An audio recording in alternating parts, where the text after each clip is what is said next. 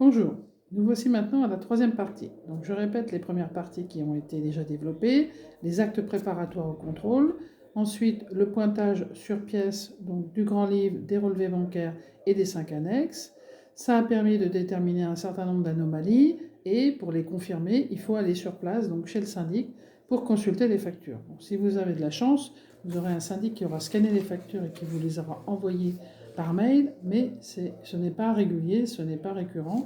La plupart du temps, on vous demandera de venir pour pointer le classeur des factures avec l'état des dépenses. Je rappelle que l'état des dépenses, ça n'est pas un document comptable, c'est un document établi, quelle que soit la forme sous Word ou sous Excel, mais qui ne fait que reproduire, soit manuellement, soit de manière technique, les éléments comptables, mais ce n'est pas une garantie exhaustive. Donc pour ce qui concerne le contrôle des factures, il faut d'abord vérifier les factures avec les contrats. Je rappelle qu'un pointage de facture, ça nécessite de vérifier que cette facture est bien justifiée. Pour ça, il vous faut avoir les contrats. Alors normalement, le conseil syndical est censé avoir demandé les contrats préalablement au syndic, les avoir par devers lui lorsqu'il fait la deuxième phase, c'est-à-dire le contrôle sur pièce. Maintenant, si vous n'avez pas demandé ces contrats au moment du contrôle sur pièce, rien ne vous empêche de les demander au moment où vous contrôlez les factures. Pour ce faire, effectivement, il faut que vous les ayez et que pour chaque facture, vous alliez vérifier d'une part si c'est bien le bon fournisseur. Ça arrive. J'ai déjà eu un cas où effectivement les factures ne correspondaient pas au contrat qui avait été validé par l'Assemblée générale, puisqu'entre-temps, le syndic avait changé de fournisseur sans prévenir le conseil syndical. Ensuite, il faut les comparer au grand livre, puisque vous pouvez avoir des factures dans le dossier facture, dans le classeur facture, qui figurent dans l'état de dépense, mais qui n'est pas du tout dans votre comptabilité. Et inversement, vous pourriez avoir des factures dans votre comptabilité, c'est-à-dire dans le grand livre, qui ne se retrouveraient pas dans le classeur. Donc là, il faut faire effectivement la liste des anomalies que vous rencontrez. Ça suppose de pointer facture par facture, de les comparer au grand livre et de s'assurer que ces deux informations sont compatibles. C'est-à-dire qu'il y a autant de factures mentionnées dans la comptabilité qu'il y en a dans le classeur. Ensuite, présentation des anomalies en présence du syndic. En général, le contrôle des factures prend 1 heure à 2 heures en fonction du nombre de personnes qui interviennent. Au bout d'1 heure, effectivement, vous faites le point avec le syndic des anomalies qui sont à effectuer. Vous fixez ensemble un délai de correction minimum et vous vous assurez, après passer ce délai, que les corrections ont bien été faites. Et c'est seulement lorsque les corrections sont faites que les membres du conseil syndical chargés du contrôle vont attester que les comptes sont validés par le conseil syndical, et qui sont propres à l'envoi dans la convocation. Alors si vous avez bien suivi la première étape concernant les actes préparatoires, vous aurez retenu qu'avec le syndic, effectivement, il ne faut pas attendre le dernier moment pour contrôler les comptes, parce que sinon, il va vous dire qu'il n'a pas le temps de corriger. Donc à partir de là, ça nécessite en amont de préparer 2 à 3 mois avant la convocation éventuelle, de préparer justement ce timing, de manière à ce qu'on ne vous réponde pas que ce n'est pas possible, parce que dans les temps impartis, il ne pourra pas faire les vérifications. Ensuite, deux cas de figure. Soit effectivement vous avez un syndic qui répond favorablement à votre demande et qui va effectivement effectuer les corrections, vous envoyez le document corrigé, donc les 5 annexes corrigées, et dans ce cas-là, effectivement, c'est le document qui figurera dans votre convocation. Ça, c'est le cas le plus simple. Jusqu'à maintenant, je ne l'ai jamais vu, mais c'est le cas le plus simple. Bon, imaginons maintenant la situation la plus courante, c'est que le syndic vous dit soit j'ai pas le temps, soit ma secrétaire est malade, elle est absente, etc. Soit tout simplement je ne veux pas faire les modifications parce que je ne les approuve pas moi-même. Donc à partir de là, vous avez 2 positions possibles vis-à-vis de lui. Soit vous lui dites dans ces cas-là, on repousse la date de l'Assemblée générale tant que les comptes n'auront pas été validés, chose que souvent les syndics se refusent à faire. Soit vous lui dites que vous allez présenter vous-même les comptes et vous allez refaire les 5 annexes conformément à votre demande. Donc à partir de là, ça suppose que le conseil syndical, soit lui-même, soit via un prestataire, modifie les 5 annexes en fonction des anomalies qu'il a détectées et que c'est bien ce document-là qui sera envoyé au syndic pour le joindre à la convocation. Bon. Pour l'instant, à ce stade, il n'y a pas trop de problématiques, si ce n'est que tout dépend de ce que le syndic va mettre dans la convocation. Alors le cas le plus simple, c'est qu'il met vos documents dans la convocation, mais ce n'est pas celui qu'on retrouve généralement. Et l'autre cas, c'est qu'effectivement, il ne tient toujours pas compte de vos anomalies, de votre demande de correction, et il envoie ses propres comptes. Donc ça s'appelle faire de la résistance. Donc effectivement, vous serez dépassé puisque vous allez constater que ce sont les mauvaises, en tout cas les annexes qui ne sont pas correctes qui ont été envoyées dans la convocation, mais à ce stade, vous ne pouvez plus rien faire.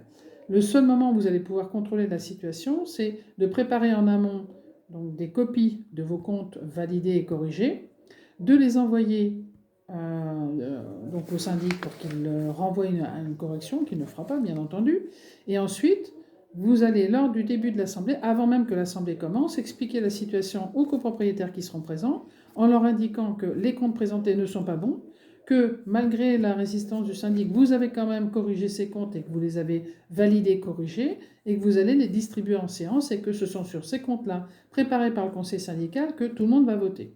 Bien entendu, le syndic fera tout pour vous empêcher de les présenter, vous dira que c'est pas valide, etc. Vous continuerez parce que de toute façon, vous êtes dans votre bon droit. Les comptes doivent être validés par le conseil syndical et le syndic ne peut pas s'opposer à ce contrôle de compte. Donc, imaginons que l'Assemblée vous suive, ce qui est la plupart du temps le cas, qu'elle vote effectivement ces comptes modifiés par le conseil syndical. Il arrive encore à une étape supplémentaire où vous pouvez avoir un blocage. C'est que ces comptes validés ne seront pas ceux qui vont être utilisés pour la répartition. Alors pour éviter que chaque copropriétaire vienne à réclamer une correction ou ne sache même pas sur quel compte ont été faites les répartitions, le plus simple, c'est qu'une fois que vous avez fait effectivement les comptes, vous fassiez vous-même la répartition pour tous les copropriétaires en leur donnant, donc post-assemblée, en leur donnant les montants exacts qui devraient leur être réclamés ou remboursés. Et à partir de là, ils ont la possibilité, au moment où ils vont recevoir la répartition du syndic, de vérifier si effectivement ce sont les bons comptes, ceux qui ont été votés, qui ont été pris en compte pour la répartition ou pas.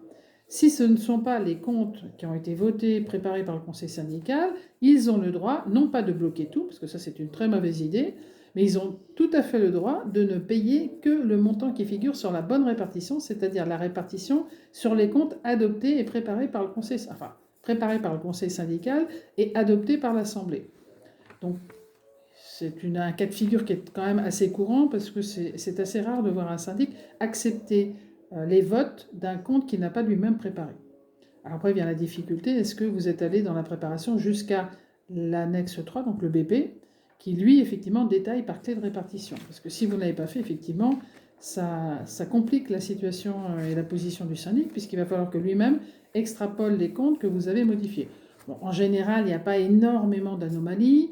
Les anomalies les plus courantes, c'est que par exemple, il a pris des mises en demeure, des frais de mise en demeure sur la comptabilité générale, puisqu'il faut attendre que le copropriétaire ait vendu et donc remboursé pour que ça transparaisse.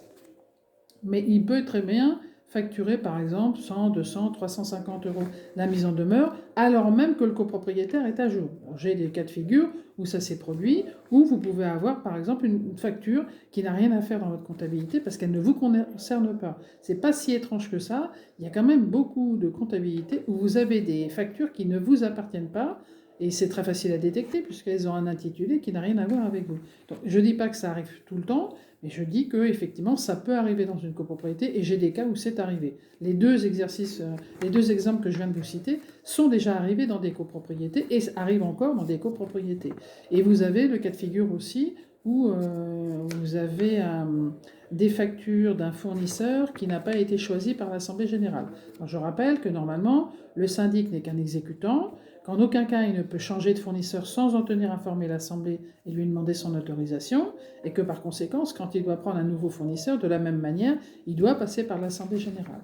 Le problème, c'est que ce n'est pas souvent le cas, et que les derniers exemples que nous avons, ce sont des travaux de loge pour l'arrivée d'un nouveau gardien, exécutés entre 10 et 15 000 euros, exécutés sans approbation par l'Assemblée générale, et la Cour de cassation, cette année, a été très ferme. Ce sont effectivement des travaux qui nécessitent l'autorisation de l'Assemblée générale. On ne peut pas les classer dans des travaux d'urgence. Et je répète, les travaux d'urgence, ce sont des travaux qui relèvent de la sécurité des personnes ou des biens. Donc c'est par exemple une fuite au toit, c'est par exemple des tuiles qui risquent de s'écrouler, une cheminée qui risque de s'écrouler. Ce sont des travaux d'urgence qui peuvent être entrepris. Rénover une loge pour accueillir un nouveau gardien, ça ne relève pas de l'urgence.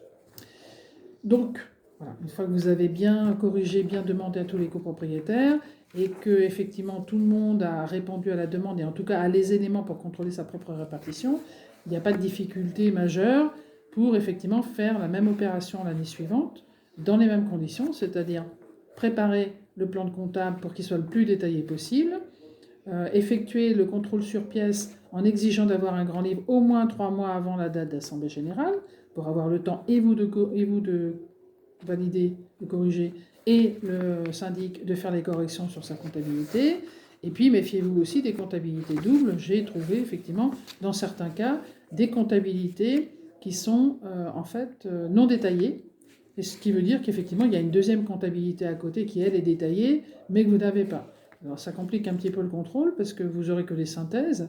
Par exemple, les comptes de travaux, les comptes d'avance, les 101, les 103, normalement devraient dans la comptabilité être transparents, c'est-à-dire être détaillés par copropriétaire et que vous devriez avoir le détail instantanément, le détail de tous les appels effectués et stockés par le copropriétaire en termes d'avance, de fonds de travaux et de fonds spéciaux de travaux. Certains syndics globalisent le tout et ne tiennent un détail que dans une autre comptabilité annexe. Là, c'est interdit d'abord par la législation comptable. On n'a pas le droit de faire des comptabilités dans 2 ou 3 systèmes différents, ou alors il faut le dire dès le début. Ça existe par exemple pour ce qui concerne les fournisseurs et les copropriétaires, c'est ce qu'on appelle la comptabilité auxiliaire, c'est-à-dire une comptabilité détaillée dans un autre système, mais qui bascule dans la comptabilité générale des sommes globales. Ce n'est pas le cas, j'ai jamais vu le cas pour les comptes 102 et 103, pour la simple et bonne raison, c'est que si à un moment donné vous voulez regarder le détail, vous avez besoin de vérifier ou de valider le détail, et bien, étant donné que c'est le seul document officiel, vous êtes dans l'impossibilité de pouvoir le faire. Donc voilà pour cette troisième partie. Alors, je ne sais pas si j'ai répondu à toutes vos interrogations.